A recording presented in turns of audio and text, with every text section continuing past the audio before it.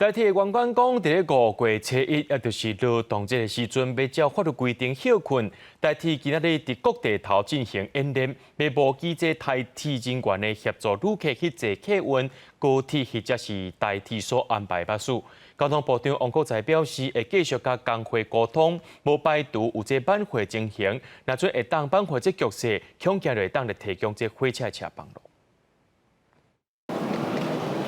不好意思，想要去台东，可是现在没有车，那我要怎么去5月初1代替全面无发车，若要是有旅客到车头来询问要安怎做，代替2、5伫台北车头演练，提供旅客高铁、国光客运等等替代方案。针对部分国光客运无法度到的车站，搁再提供游览车支援运作的类火车，目标是让所有旅客有车通坐。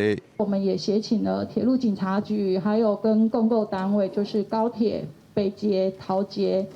还有我们的国光客运跟台北转运站一起来做资源跟彼此的互相一个协助。交通部长王国材到现场时才表示，已经开始约工会对话，尤其是火车司机驾驶联机会的部分。王国材表示，目前伊也是希望有转驶的机会，若是沟通成功，无排除会使临时开车帮。针对条文里面哪一些他们所疑虑的部分，那我们会一一来讨论。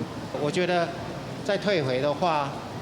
公司化就遥遥无期。工会表示抗议的时候，就用非常强硬的手段，就是情绪勒索工会。那最应该要做的事情，应该是正面的回应工会的问题，好好的跟社会大众交代说，就是他们认为公司化等于安全的这件事情，要如何画上等号。针对这件代志，代替企业工会并无接受记者的访问。今仔日的演练伫全台5个车站举行。王国材表示，演练结束了后，类火车车帮详细应变计划等。 会伫26召开检讨会议，做较有路的调整。